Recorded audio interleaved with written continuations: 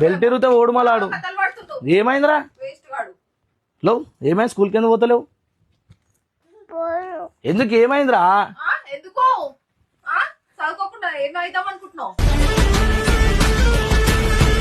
నీకు మంచి ice cream ఇప్పిస్తా స్కూల్ కాడ తినుకుంటా పోదాం. పోమా?